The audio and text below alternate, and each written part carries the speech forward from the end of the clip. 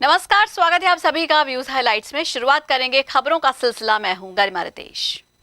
जनसंख्या समाधान फाउंडेशन की कार्यकारिणी का लगातार विस्तार हो रहा है। प्रदेश संरक्षक ज्ञानदेव आहूजा और प्रदेश अध्यक्ष नारायण सिंह चौधरी, अलवर जिले के संयोजक ओम प्रकाश शर्मा लगातार अपनी कार्यकारिणी का विस्तार कर रहे हैं। जिला संयोजक ओम प्रकाश शर्मा ने बताया कि फाउंडेशन का मुख्य उद्देश्य बढ़ती हुई महंगाई और अव्यवस्था को काबू में करना है। जनसंख्या नियंत्रण फाउंडेशन जल्दी सामाजिक सरोकार की भूमिका निभाते हुए कैंपेन के माध्यम से लोगों को जनसंख्या नियंत्रण करने के लिए जागरूक करेगा। जनसंख्या समाधान फाउंडेशन आज भारत देश की जनसंख्या अधिनियम कानून मुख्य मांग है और इसमें जो मोटिव रखा है 2 चाइल्ड पॉलिसी, प्रत्येक परिवार 2 बच्चे हों उसमें, ये इसका मुख्य मोटिव है। इसमें जिले भर में समाज के प्रमुख लोग जो राष्ट्रवादी विचारधारा के लोग हैं उनको जोड़ा जा रहा है और पूरे प्रदेश स्तर पर, पूरे देश स्तर पर ये काम कर रहा है सन 2013 से। उसका मुख्य मांग जनसंख्या अधिनियम कानून लाने की है। आज मैं आपको बताना चाहूंगा, भारत देश के अंदर संसाधन घट रहे हैं और जनसंख्या तीव्र गति से बढ़ रही है। 1901 में देखें और आज के आंकड़े देखें तो हम पाएंगे कि 100 गुना लगभग जनसंख्या बढ़ चुकी है। संसाधन वही है जो पहले थे। ऐसे में देश की जीडीपी कम हो रही है, महंगाई बढ़ रही है और अनेक प्रकार की समस्याएं, भ्रष्टाचार, बेरोजगारी, दुनिया भर की समस्याएं पैदा हो रही हैं। इसलिए जनसंख्या अधिनियम कानून आज महती आवश्यकता है ताकि इस देश की व्यवस्थाओं को सुचारू रूप से चलाया जा सके। और हमारी मांग आदरणीय प्रधानमंत्री जी नरेंद्र भाई मोदी जी से रहेगी कि जल्द से जल्द जनसंख्या अधिनियम कानून लाया जाए। तो प्रकाश शर्मा, जिला संयोजक। आपका जो फाउंडेशन है वो किस तरीके की कैंपेन चलाकर लोगों तक जागरूकता का संदेश देगा? हमारा जो फाउंडेशन है जनसंख्या समाधान फाउंडेशन, इसमें जगह जगह लोगों को जागरूक किया जाएगा। छोटे छोटे नुक्कड़ रैलियों के माध्यम से प्रचार प्रसार किया जाएगा। स्कूल, कॉलेज वगैरह में आदि जगह प्रचार प्रसार करके युवाओं को जागरूक किया जाएगा। लोगों तक, लोगों के बीच में पहुंचकर जागरूक किया जाएगा। मुंडापुर विधानसभा में पीसीसी सदस्य कविता यादव के नेतृत्व में और ब्लॉक अध्यक्ष गंगाराम पटेल की अध्यक्षता में मुंडावर और नीमराणा ब्लॉक के कांग्रेस कार्यकर्ताओं द्वारा किसान आंदोलन के समर्थन में और पेट्रोल, डीजल और रसोई गैस की बढ़ रही कीमतों के विरोध में पदयात्रा निकालकर आंदोलन में शहीद हुए किसानों के लिए 2 मिनट का मौन रखा गया। इस मौके पर कविता यादव ने कहा कि केंद्र सरकार द्वारा किसानों पर थोपे गए काले कानूनों के विरोध में ये कार्यक्रम रखा गया है। हमारे किसान भाई लंबे समय से धरने पर बैठे हुए हैं, लेकिन अभी तक केंद्र सरकार टस से मस नहीं हो रही और केंद्र सरकार दिनों दिन पेट्रोल, डीजल और रसोई गैस के दामों को बढ़ाकर आम जनता को पूरी तरह से मारने का काम कर रही है। इस मौके पर बड़ी संख्या में कांग्रेस कार्यकर्ता उपस्थित थे। ने जो ये अभियान चलाया है, कांग्रेस ने ये जो अभियान चलाया है कि डीजल के भाव, पेट्रोल के भाव और गैस के भाव लगातार बढ़ते जा रहे हैं। आज 11वां दिन हो गया है, डीजल के भाव लगातार बढ़ रहे हैं और भाजपा को जरा सी भी परेशानी नहीं होती है सरकार को कि किस तरह से हमारा आम आदमी इस महंगाई में पिस रहा है। एक तरफ हमारा किसान सड़कों पे बैठा हुआ है, कितनी सर्दी और हर चीज में किसान ने बर्दाश्त किया है। तीनों बिलों को मोदी सरकार को वापस लेने पड़ेंगे, नहीं तो हम लगातार इसी तरह के आंदोलन हम पेट्रोल, डीजल, गैस के लिए बराबर करते रहेंगे। मैं सभी लोगों को धन्यवाद देती हूँ जो यहाँ पर हमारे साथ है।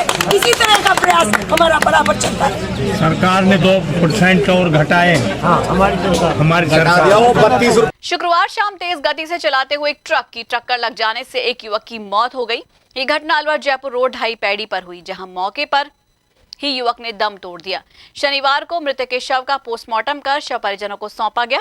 अरावली विहार थाने के एसआई ने बताया कि मृतक का नाम संजय था, जो कि विराट नगर का रहने वाला है। वो अपने गांव जा रहा था। तेज गति से सामने से आ रहे हुए ट्रक ने उसे कुचल डाला। पुलिस ने त्वरित कार्रवाई करते हुए ट्रक को जब्त कर लिया। शव का पोस्टमार्टम कर शव परिजनों को सौंप दिया गया है। मामला है कल दिनांक 19/2/2021 को शाम करीब 7 बजे की घटना है। अलवर से थानागाजी रोड, मतलब ढाई पैड़ी से आगे उमरेन के बीच में, बाढ़ का बाग के पास में संजय पुत्र स्वर्गीय उगम सिंह, जाति राजपूत, उम्र करीब 28 साल, अपनी मोटरसाइकिल से विराटनगर जा रहा था। सामने से एक ट्रक के चालक ने ट्रक को तेज गति और लापरवाही से चलाते हुए एक्सीडेंट किया, जिससे संजय की मौके पर ही मृत्यु हो गई। कल रात्रि का समय होने से मोर्चरी में लाश रखवाई गई थी। अभी पोस्टमार्टम करवाया जाकर मृतक के रिश्तेदारों को बॉडी दिलवाई जा रही है। प्रकरण दर्ज किया जा रहा है। ट्रक चालक भाग गया। ट्रक चालक तो भाग गया, लेकिन ट्रक पकड़ लिया था। ट्रक वहीं है। क्या काम करता है सर? ये कपड़े की दुकान को विराटनगर में कपड़े की दुकान करना बताते हैं। इसके लिए जो रिश्तेदार उपस्थित हैं विराटनगर।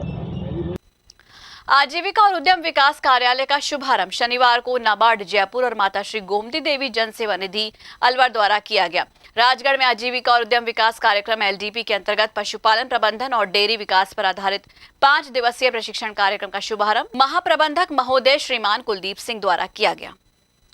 शनिवार को भारतीय जनता पार्टी राजस्थान भाजपा प्रदेश प्रवक्ता और चौमू विधायक रामलाल शर्मा अलवर पहुंचे, जहां उन्होंने सर्किट हाउस में प्रेस वार्ता कर पत्रकारों को भारतीय जनता पार्टी की केंद्र सरकार की महत्वाकांक्षी योजनाओं और जनहित योजनाओं की जानकारी दी।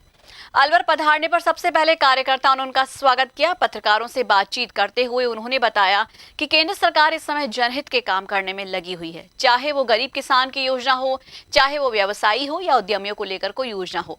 लोक कल्याणकारी योजनाओं को क्रियान्वित करने के लिए जिस तरह की प्रबंधन की जरूरत पड़ रही है, वो प्रबंधन भारत सरकार कर रही है।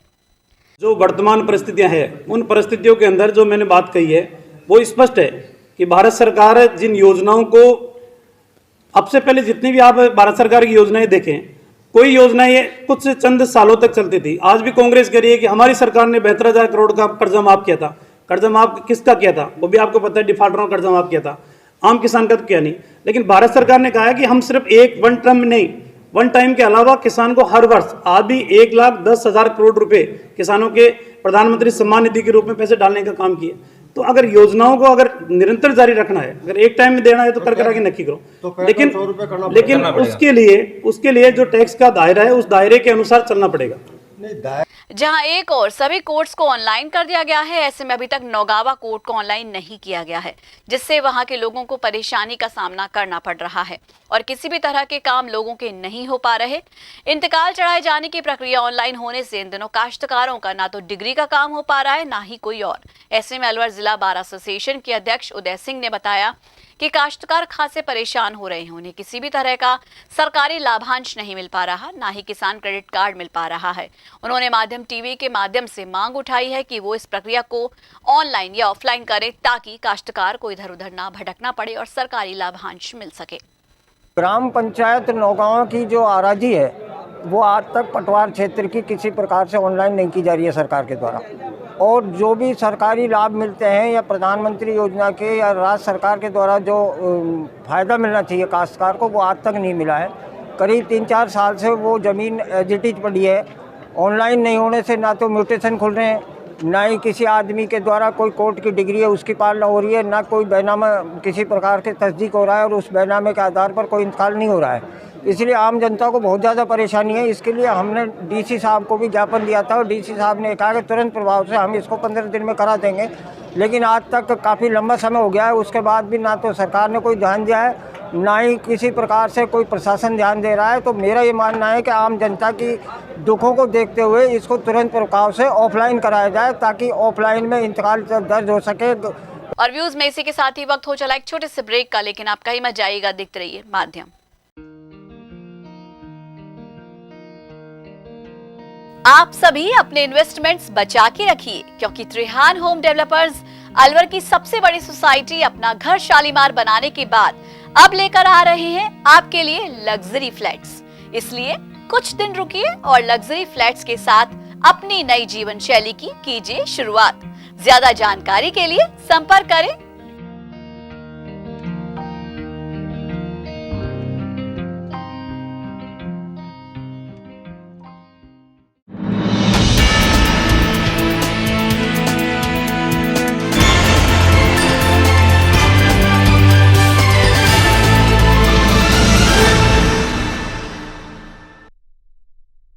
व्यूज में एक बार फिर से आप सभी का स्वागत है और अब फिर से रुक करेंगे कुछ और खबरों का। शनिवार को जिला कांग्रेस कमेटी की ओर से राजस्थान सरकार के श्रम मंत्री टीकाराम जूली के नेतृत्व में किसान आंदोलन के समर्थन में और केंद्र सरकार द्वारा डीजल, पेट्रोल और रसोई गैस के बढ़े हुए दामों के विरोध में कांग्रेस कार्यालय से विरोध मार्च निकाला गया, जो शहीद स्मारक पर पहुंचकर शहीदों को श्रद्धांजलि देकर 2 मिनट का मौन रखा। इस दौरान बड़ी संख्या में कांग्रेसियों ने इस मार्च में भाग लिया। मीडिया से बात करते हुए राजस्थान सरकार के श्रम मंत्री टीकाराम जूली ने कहा कि केंद्र सरकार इन दिनों आम जनता को मारने का काम कर रही है। एक तरफ जहां पेट्रोल, डीजल की और रसोई गैस के दाम बढ़ रहे हैं, वहीं दूसरी तरफ पूरे 100 दिन हो गए किसान आंदोलन धरने पर बैठे हुए हैं। पूरे देश में केंद्र में बैठी मोदी सरकार का विरोध हो रहा है। आज इसी संदर्भ में किसानों के आंदोलन के समर्थन में विशाल मार्च निकाला गया है और एक संदेश दिया गया है कि अब केंद्र सरकार के खिलाफ आम जन भी एकजुट हो और इसका विरोध करे। देश के अंदर जो हालात बन रहे हैं, पिछले 100 दिन होने को आ रहे हैं, किसान धरने पे बैठे हैं। 200 से अधिक किसान अपने जान की बाजी लगा चुके हैं, कुर्बानी दे चुके हैं, इस देश के लिए शहीद हो चुके हैं इस आंदोलन के अंदर। और सरकार जरा भी उनकी तरफ नहीं देख रही है, उनकी बात नहीं मान रही है, हठधर्मिता कर रही है। ये कानून इस प्रकार के बने हैं कि आने वाले समय में किसान ही नहीं अपितु इस देश का हर व्यक्ति इससे प्रभावित होगा और ख़ास तौर से जो गरीब लोग हैं उन पे इसका बहुत बड़ा असर आएगा। मैं ये कहना चाहूँगा, इस पद मार्च के माध्यम से कांग्रेस पार्टी ने एक संदेश दिया है कि हम किसानों के साथ हैं और मोदी सरकार को ये कानून वापस लेने पड़ेंगे। आज मोदी जी की जो नीतियाँ हैं सब लोगों के सामने, आज डीजल, पेट्रोल 100 को छू रहे हैं और गैस सिलेंडर बहुत ही जल्दी 1000 रुपये को छूने वाला है।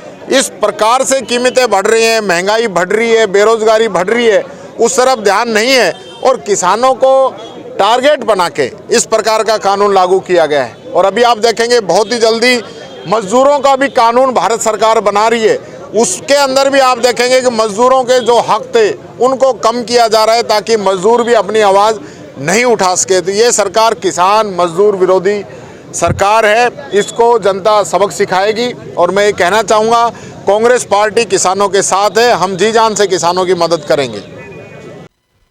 स्टेडियम खुलवाने की मांग को लेकर शनिवार को जिला मुख्यालय पर छात्र नेता संदीप ओला के नेतृत्व में बड़ी संख्या में छात्र पहुंचे।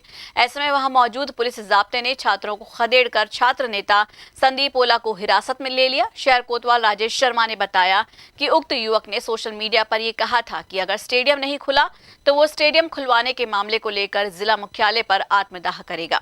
इस मामले की गंभीरता को देखते हुए पुलिस ने छात्र नेता संदीप ओला को 151 शांति भंग में गिरफ्तार किया है। दरअसल इस व्यक्ति ने अपने नेतृत्व में अभी कुछ दिन पहले स्टेडियम खुलवाने की मांग को लेकर आंदोलन किया था, जिसके दौरान अलवर शहर में 4 जगह रोड जाम किए गए थे और अन्य आरोप भी थे, जिसके संबंध में थाना कोतवाली पे मुकदमा दर्ज है। और इससे पहले इसने करीब 2 दिन पहले एक वीडियो वायरल किया था, जिसमें इसने ये कहा था कि 20 तारीख को कलेक्ट्रेट पर जाकर मैं जिंदा समाधि लूँगा, आत्मदाह करने का इसमें उल्लेख किया था उस वीडियो में, जिसके मद्देनज़र आज निगरानी रखी जा रही थी। उसी दौरान ये व्यक्ति आया और इसने जो है बार बार यही बात दोहरा रहा था कि मैं आज यहाँ कलेक्ट्रेट के बाहर आत्मदाह करूँगा, जिस पर शांति भंग होने का पूर्ण अंदेशा हुआ, जिस पर इसको आज शांति भंग के आरोप में गिरफ्तार किया गया। इन दिनों मौसम में आए बदलाव को देखते हुए तेजी से अस्थमा और एलर्जी के रोगी बढ़ रहे हैं। इस मामले में केके हॉस्पिटल के senior physician doctor KK Sharma ने माध्यम टीवी को बताया कि फिलहाल दिन का तापमान बहुत ज्यादा है और रात का तापमान काफी कम हो गया है। ऐसे में मौसम के बदलाव में एयर डिजीज होने की पूरी संभावना रहती है। ऐसे में अस्थमा और एलर्जी से संबंधित रोग बढ़ जाते हैं। उन्होंने कहा कि आमजन अवेयर रहे और कोरोना महामारी की रोकथाम और उसके बचाव के लिए मास्क का उपयोग जारी रखे ताकि धूल मिट्टी के कण नाक में ना जाए। देखो, फरवरी मार्च के अंदर जैसे ही सर्दी से गर्मी में जाते हैं अपन, तो उस टाइम एलर्जी वाले रोग ज्यादा फैलते हैं और ज्यादातर लोग इसकी चपेट में आ जाते हैं। लेकिन अपनी किस्मत की बात अच्छी है, अभी जिस प्रकार कोरोना के प्रकोप के कारण लोग मास्क लगाने की जिनको टेंडेंसी है, वैसे मार्केट के अंदर कम ही लोग मास्क लगा रहे हैं, लेकिन जो लगा रहे हैं उनका बचाव तो अपने आप हो जाएगा। इस सीजन में से ठंडे सीजन से गर्मी की ओर जाते हैं तो एलर्जी का प्रकोप ज्यादा होता है। और ये वही महीना है, मार्च के महीने के अंदर सरसों के फूल भी आते हैं, उसमें चेपे भी उड़ते हैं, उनके परागकण भी उड़ते हैं। तो इस टाइम पे आदमी को एलर्जी से बचाव करने के लिए जैसे मुंह मास्क तो लगाते ही है, कई लोगों को पोलन से और इनसे आंखों में खुजली हो जाना, कंजक्टिवाइटिस, आंखों में पानी आना, छींके आना, इस तरह की चीजें होती हैं। तो सडन चेंज ऑफ टेम्परेचर हो, धूल मिट्टी में निकले तो चेहरे पे मास्क लगा के रखें, इससे बड़ा फायदा होता है। तो अभी गर्मी का भी थोड़ा सा मौसम शुरू हो गया, तो अभी यदि कोई आदमी ठंडा पेय पदार्थ पीता है तो किस तरीके की डिजीज होने की संभावना रहती है? गर्मी के सीजन शुरू होने के अंदर अभी तक जो अपन को फ्रिज में रखने की चीजें नहीं थी, फिर पुरानी बासी चीजें खाने के बाद यदि अपन ने बाहर रख दी है, क्योंकि अब तो धीरे धीरे गर्मी दिन का टेम्परेचर 28-29 रहने लग गया है, तो धीरे धीरे उसमें इन्फेक्शन होने की संभावना होती है। कुछ मरीज आजकल उल्टी दस्त के भी आने लगे हैं, जो नई नई गर्मी के अंदर है। फ्रिज की अब वास्तव में जरूरत अब पड़ने लगी है कोई चीज को रखने के लिए। बदलते हुए मौसम में ठंडे पेय पदार्थ नहीं पीने चाहिए। ठंडे पेय पदार्थ पीने से आपके गले में खराश, खांसी, इस तरह की चीज हो सकती है। यदि कि आपने ठंडा पदार्थ पी लिया है और खासतौर से फ्रिज का पानी वानी पी लिया है, तो दिन में 2-3 बार नमक के गरारे करने से भी अपन इससे बचा जा सकता है। कोविड-19 से खतरा फिलहाल थमा नहीं है, कम जरूर हुआ है, लेकिन इसे हल्के में ना लें, क्योंकि कई जगहों पर फिर से कोरोना के मामलों में इजाफा नजर आया है। इसलिए बिना मास्क लगाए घर से बाहर कदम ना रखें, क्योंकि 2 गज दूरी, मास्क है जरूरी। माध्यम टीवी आप सभी से यही गुजारिश कर रहा है।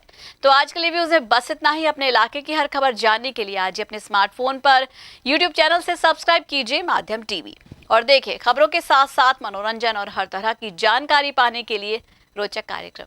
नमस्कार।